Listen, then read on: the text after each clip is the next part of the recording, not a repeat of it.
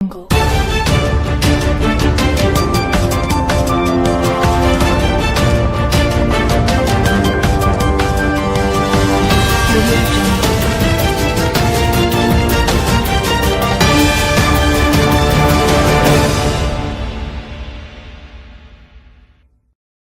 को मेरा नमस्कार। मंच पर बैठे हुए हमारे नेता श्री बंटी पाटिल जी, मेरी सहयोगी एआईसीसी की रुचिरा चतुर्वेदी जी, सिंह साहब, पुष्पराज जी, हमारे सारे वरिष्ठ कोलीग्स, आप सबको मेरा नमस्कार। जब आज चुनाव आया, खासा एयरपोर्ट चलाने वाले के खिलाफ रेड करी गई, उसको डराया धमकाया गया, मुंबई का एयरपोर्ट उनको सौंप दिया गया, धारावी की ज़मीन उनको सौंपी जा रही है और वो बैठकर सत्ता पक्ष के साथ चुनी हुई सरकार गिरा रहे हैं। तो जब हम गौतम अडानी और नरेंद्र मोदी के रिश्तों पर सवाल उठाते हैं तो सवाल उठने जरूरी हैं, क्योंकि महाराष्ट्र की अस्मिता, महाराष्ट्र की जमीन, महाराष्ट्र की संसाधनों को एक आदमी को सौंपा जा रहा है। और कई बार मैं पढ़ती हूँ, व्हाट्सएप पर आता है, मुझे अच्छा नहीं लगता ये पढ़ते हुए, 2 गुजराती बेच रहे हैं, 2 गुजराती खरीद रहे हैं। ये क्या बना के आपने इस देश को रख दिया है? महाराष्ट्र के टिकट, हमें इससे कोई मतलब नहीं है, हमारे टिकट बंटवारा महाराष्ट्र में बैठकर मीटिंग में हुआ। महाराष्ट्र का टिकट शिंदे साहब और अजीत पवार किसको देंगे, इसका फैसला दिल्ली में बैठकर अमित शाह क्यों कर रहे हैं? और फिर जब पता चला कि महाराष्ट्र की जनता इससे चिढ़ गई है, महाराष्ट्र की जनता को पसंद नहीं आया, उनकी अस्मिता के साथ ये खिलवाड़ था, दिल्ली दरबार के सामने महाराष्ट्र आज तक नहीं झुका है, तो अमित शाह की फोटो जो थी वो चुपचाप पोस्टर से हटा दी गई। महाराष्ट्र को इतना नासमझ मत समझिए, महाराष्ट्र सब समझता है। बिना किसान की बात किए कोई बात पूरी नहीं होगी महाराष्ट्र में। आपको याद है 2013 में देवेंद्र फडणवीस जी ने एक यात्रा करी थी और उस यात्रा में उन्होंने सोयाबीन की एमएसपी की 7,000 रुपये की मांग करी थी। आज 11 साल बाद वो सत्ता में है और सोयाबीन 3600 में बिक रहा है और किसान कह रहा है हम क्या करें इस क्रॉप का। आपने सोयाबीन के किसानों को मारा, आपने प्याज के किसानों की त्रासदी कर दी, उनको समझ में नहीं आ रहा है हम क्या करें। आपने निर्यात पर इतना शुल्क लगा दिया कि बाहर के बाजारों में हमारा प्याज नहीं बिक सकता है। आपने गलत टाइम पर निर्यात प्रतिबंध लगा दिया। कल हम लोग नवी मुंबई में थे, 500 से ऊपर लहसुन बिक रहा है। हमारी वित्त मंत्री तो हाथ खोल के खड़े कर देंगी और कह देंगी मैं तो लहसुन प्याज नहीं खाती, लेकिन महाराष्ट्र तो लहसुन प्याज खाता है भाई। हम तो लहसुन की चटनी भी खाते और बड़ी बढ़िया लगती है हमें खाते हुए। तो इसका जवाब कौन देगा? आपने महाराष्ट्र को इस कगार पर लाकर खड़ा कर दिया कि महाराष्ट्र आज की तारीख में वो प्रदेश बन चुका है जहां पर 7 किसान रोज आत्महत्या कर रहे हैं। रोज 7 किसान, हमारे अन्नदाता, मजबूर होकर आत्महत्या कर रहे हैं। 16 लाख करोड़ आपने अमीरों के माफ किए, लेकिन महाराष्ट्र में कर्जा माफी आपने क्यों नहीं की? महाराष्ट्र की कर्जा माफी पर आप क्यों चुप हो जाते हैं? महाराष्ट्र में आपने इंश्योरेंस स्कीम लगाई, जब विपदा पड़ी किसानों पर, किसानों को पैसा नहीं मिला, प्राइवेट इंश्योरेंस कंपनियों का 8,000 करोड़ का फायदा हुआ। तो आप किसके लिए सरकार चला रहे हैं? ना किसान के लिए, ना युवा के लिए, ना महिला के लिए, ना कारोबारी के लिए। तो सरकार चल किसके लिए रही है महाराष्ट्र में? ये हम दो और हमारे दो की सरकार नहीं चल सकती है और महाराष्ट्र इसको जरूर नकारेगा। मैं महिला हूं और एक महिला होने के नाते इस मंच से एक बात जरूर कहना चाहती हूं। महिलाओं की असुरक्षा एक मामला है और महिला अस्मिता दूसरा मामला है।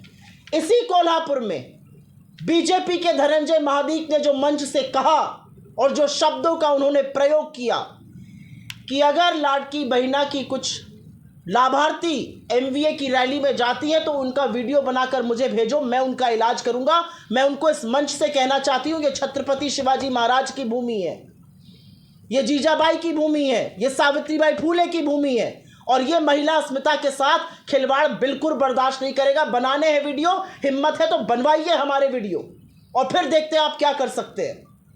महाराष्ट्र की महिलाओं को, यहाँ की बहनों को, यहाँ की माताओं को धमकाने का जो दुस्साहस धनंजय महाडिक ने किया है, उसका जवाब पूरा का पूरा कोल्हापुर और पूरा का पूरा महाराष्ट्र जरूर देगा। लेकिन उन्होंने फिर से जो असलियत है भाजपा की, जो असलियत है भाजपा के घटक दलों की, महिलाओं के खिलाफ जो उनका दोयम दर्जे का एक नजरिया है, एक सोच है, उसको उजागर कर दिया है। और मैं एक बात ज़रूर कहना चाहती हूँ,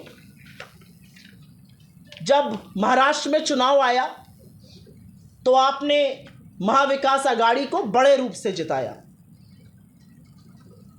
बीजेपी की करीब, उनके घटक दल की करीब 25 सीटें वो हारे, 28 सीटें हमारे घटक दल ने जीती। कांग्रेस सबसे बड़ी पार्टी के रूप में उभरी, और ये इसलिए हुआ क्योंकि महाराष्ट्र की जनता सजग है, और सबसे ज़्यादा सजग वो इस देश के संविधान को लेकर है। इस देश के संविधान पर जब जब खतरा आएगा, मुझे और हमारी पार्टी को पूरा विश्वास है कि बाबा साहब अंबेडकर की भूमि है, कर्म भूमि है, जन्मभूमि है, वो उठ खड़ा होगा।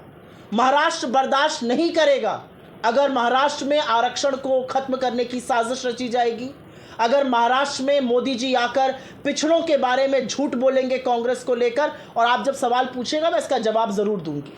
महाराष्ट्र एक ऐसा प्रदेश है, और मुझे फक्र है इस बात का, महाराष्ट्र एक ऐसा प्रदेश है जो हर बार संविधान को लेकर उठ खड़ा होता है, और यह आपने लोकसभा में करके दिखाया है, विधानसभा में भी ये ज़रूर होगा। लेकिन उनकी बात करने के अलावा मैं एक अंतिम बात कह के अपनी बात करूंगी। 3 साल हो गए, 3 से 4 साल हो गए, लोकल बॉडी इलेक्शन नहीं हो रहे हैं। क्यों नहीं हो रहे हैं लोकल बॉडी इलेक्शन? क्यों नहीं म्युनिसिपल के इलेक्शन हो रहे? क्योंकि भाजपा और उनके घटक दल हार जाएंगे। कौन ये सिविक एमिनिटीज़ का जिम्मेदार है? कौन सड़कों का, कौन कचरे का, कौन जिम्मेदार है कोल्हापुर या अन्य जगहों पर? और इसके बारे में चर्चा क्यों नहीं होती है? ये सवाल अपने आप में बनता है। मैं 1-2 बातें ज़रूर अपने घटक दलों के बारे में, महाविकास आघाड़ी के बारे में करूंगी, क्योंकि हम क्या लेकर जा रहे हैं इस चुनाव में वो ज़रूरी है। और हमारा एक खाका है, बीजेपी कितना भी झूठ बोल ले, कर्नाटका और तेलंगाना की सरकारों ने काम करके दिखाया है। हमारा प्रूवन ट्रैक रिकॉर्ड है, हमारे लाभार्थी हैं।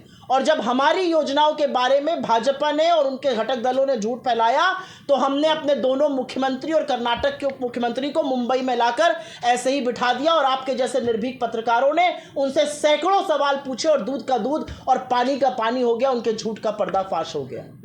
कर्नाटका में गृह लक्ष्मी योजना, गृह ज्योति योजना, शक्ति योजना, तेलंगाना में रायतू भरोसा जिससे किसानों का कर्जा माफ हुआ, महालक्ष्मी योजना, हिमाचल में ओपीएस, स्टार्टअप फंड, महिलाओं के खाते में पैसा जाना। हमारा एक ट्रैक रिकॉर्ड है, क्योंकि कांग्रेस वादा करती है और निभाती है, हम जुमले नहीं फेंकते। और इसीलिए हमने वादा किया है महाराष्ट्र से हमारी सरकार बनेगी, और हम महिलाओं के खाते में 3000 रुपये महीना डालेंगे, क्योंकि महाराष्ट्र की महिलाएं इसकी हकदार है, ये उनका पैसा है। और अभी आपको 2 मिनट में बताऊंगी ये पैसा आएगा कहां से।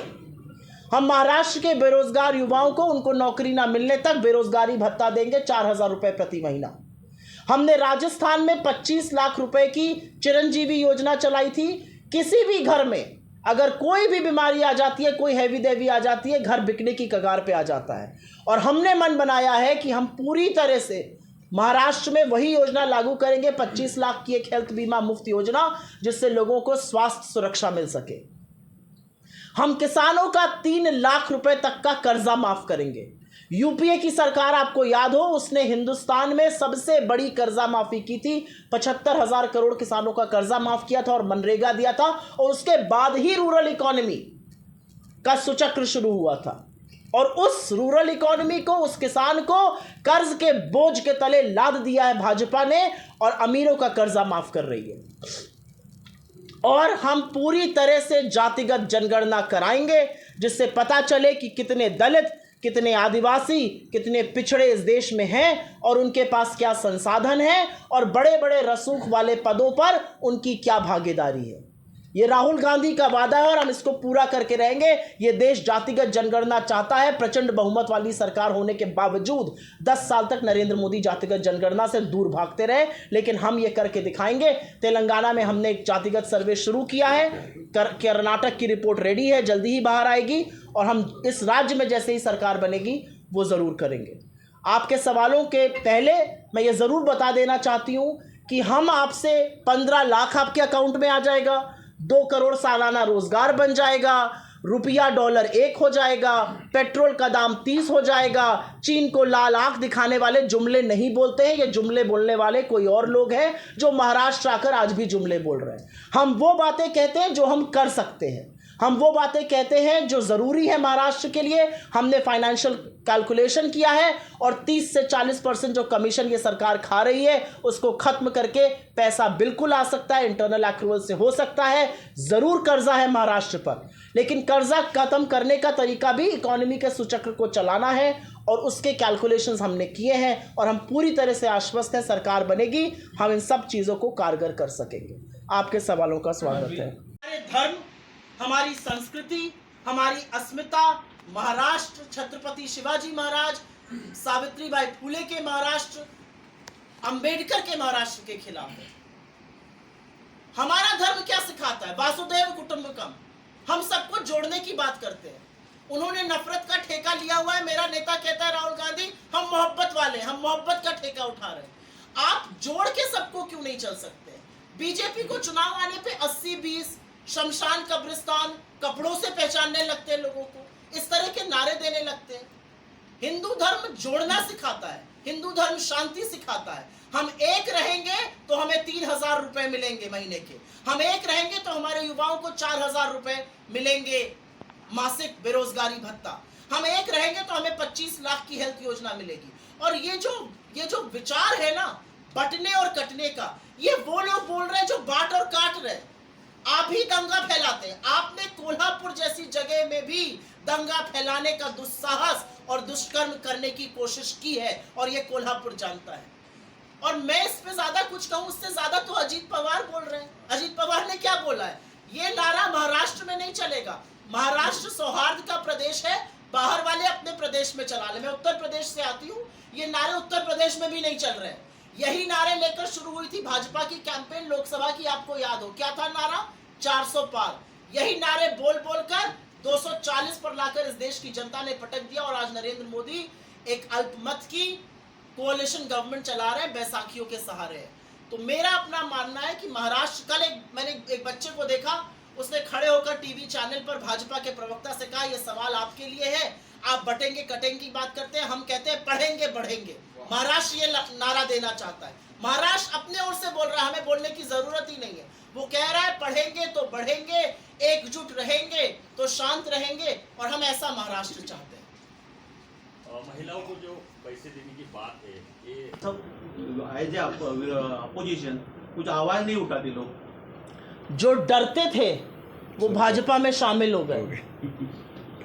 जो डरते थे, जिनको कारोबार बचाना था, जिनका भाजपा के नाम से गला सूखने लगता था, जो ईडी को देख के घर के पीछे के दरवाजे से भाग जाते थे, वो भाजपा में शामिल हो गए। जो शेर हैं वो मेरे बगल में बैठे हैं महाराष्ट्र के। ये महाराष्ट्र है और ये कांग्रेस है। महाराष्ट्र में कांग्रेस का डीएनए है, ये कहने में मुझे कोई डर नहीं है और मुझे कहने में फक्र है कि मैं उस नेता की अनुयायी हूँ, मैं उस नेता की पार्टी में हूँ जो कहता है मैं कोई भी कीमत चुकाऊंगा लेकिन इस देश के संविधान, इस देश के लोकतंत्र के साथ खिलवाड़ नहीं होने दूंगा। जिस व्यक्ति की आपने सदस्यता ले ली, जिसके 20 साल को घर ले लिया, वो आंख में आंख डाल के आपसे जब अडानी पे सवाल पूछता है तो नरेंद्र मोदी का गला सूखने लगता है और सदन में पानी पीने लगते हैं। ऐसा कर दिया कि हम जब सदन में बोलने के लिए खड़े होते हैं तो हमें ओम बिरला दिखाई देते हैं, आवाज़ राहुल गांधी की आ रही है। तो ऐसे डरपोकों के सामने ना हमने घुटने कभी टेके हैं ना टेकेंगे।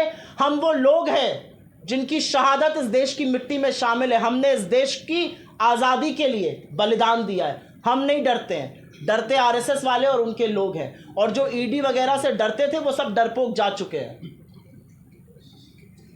बहुत धन्यवाद। लास्ट क्वेश्चन है,